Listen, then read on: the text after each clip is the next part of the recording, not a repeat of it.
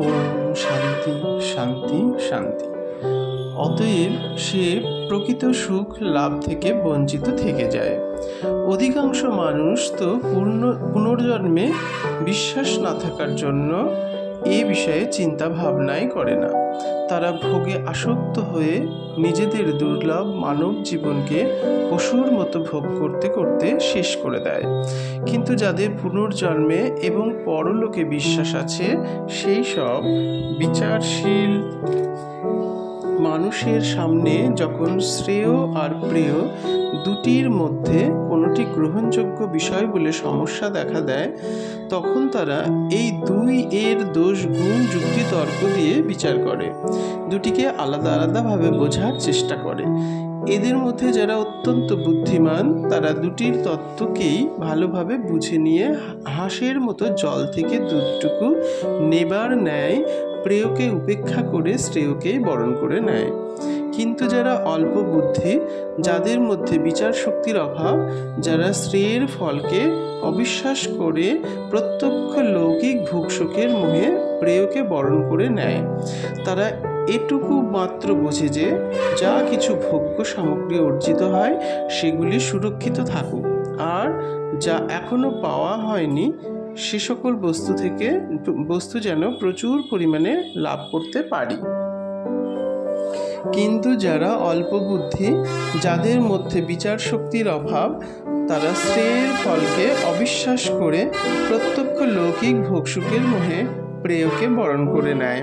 তারা এইটুকু মাত্র বোঝে যে যা কিছু ভোগ্য সামগ্রী অর্জিত হয় সেগুলি সুরক্ষিত থাকুক, আর যা এখনো পাওয়া হয়নি সে সকল বস্তু যেন প্রচুর পরিমাণে লাভ করতে পারি। তাদের চোখে যোগক্ষেমের অর্থ এইটুকুই।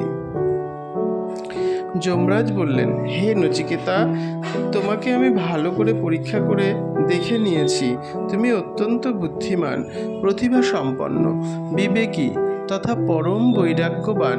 কারণ নিজেকে অত্যন্ত চতুর, বিবেকী আর তার্কিক ভাবা লোকেরাও যে সমস্ত চমকদার সামগ্রীর মোহজালে জড়িয়ে পড়ে সেসবকে তুমি অতি তুচ্ছ জ্ঞান করেছ। আমি অত্যন্ত প্রলোভনজনকে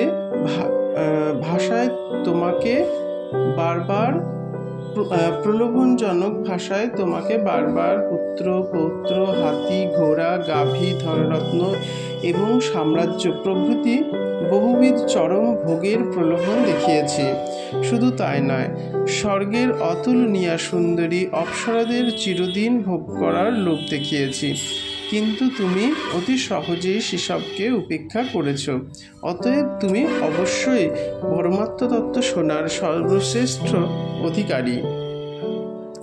বিদ্যা এবং অবিদ্যা নামে খ্যাত দুই ধরনের সাধনা ভিন্ন ভিন্ন ফল উৎপাদন করে, আর তা সম্পূর্ণরূপে পরস্পর বিরোধী। যার ভোগে আসক্তি আছে সে কল্যাণ সাধনে এগিয়ে যেতে পারে না, আর যে কল্যাণ পথের পথিক সে ওই সকল ভোগের দিকে দৃষ্টিপাত করে না।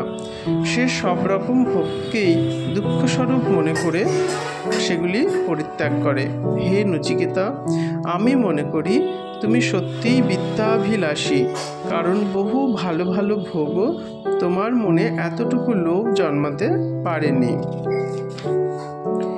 অন্ধকে পথ দেখাবার জন্য যখন আর এক অন্ধ এগিয়ে আসে, তখন যেমন নির্দিষ্ট জায়গায় না পৌঁছে তারা রাস্তায় হোঁচট খেতে খেতে ঘুরে মরে, আর পায়ে কাটা খোঁচা ঢুকে কিংবা খানাখন্দে পড়ে, অথবা কোনো পাথরের দেওয়ালে ধাক্কা লেগে বা কোনো জন্তুর কামড় খেয়ে নানা রকম যন্ত্রণায় ভোগে, সেই রকমই ওই মূর্খগণ পশু, পাখি, কীট, পতঙ্গ আদি নানা রকম কষ্টদায়ক জনিতে এবং নরকাদিতে কষ্টভোগ করে।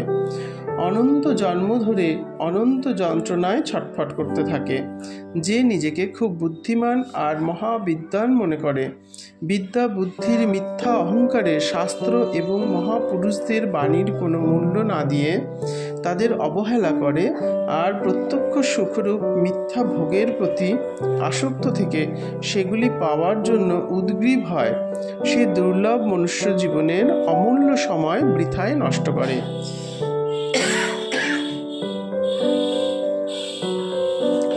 মানব জীবনের মহত্ব যারা বোঝে না, সেই সব অহংকারী মানুষ সর্বদা সাংসারিক ভোগসুখের নিমিত্ত ধন সম্পত্তির মোহে মুগ্ধ হয়ে থাকে। অতএব ভোগে আসক্ত হয়ে তারা প্রমাদবশত নিজেদের খুশি মতো মন গড়া আচরণ করতে থাকে। তারা পরলোকে অবিশ্বাস করে। তাদের মনে এই চিন্তার উদয় হয় না যে মরণের পর আমাকে নিজের কর্মফল ভোগ করার জন্য বাধ্য হয়ে বারংবার বিভিন্ন যোনিতে জন্ম নিতে হবে।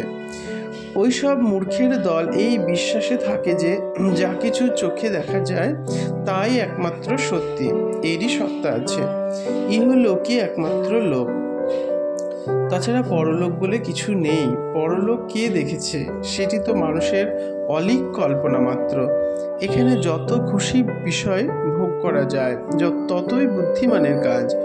এই রকম যাদের চিন্তা, তারা বারবার মৃত্যুর ফাঁদে পড়ে আর নিজেদের কর্ম অনুসারে বিভিন্ন যোনিতে যাওয়া আসা করে। তাদের জন্ম মৃত্যু চক্র কোনো দিন বন্ধ হয় না।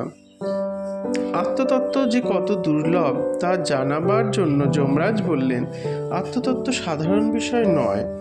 জগতে অধিকাংশ মানুষেরই সারা জীবনে আত্মতত্ত্বের কথা শোনার সুযোগ হয় না। তারা এমন পরিবেশে বাস করে যে সকাল হলে ঘুম ভাঙার পর থেকে রাত্রে শুতে যাওয়ার সময় পর্যন্ত কেবলমাত্র বিষয়াদি চিন্তা তাদের ঘিরে থাকে। ফলে মন 24 ঘন্টা বিষয়ে ডুবে থাকে। আত্মতত্ত্ব শোনার বা বোঝার মতো কোনো চিন্তাই মনে আসে না।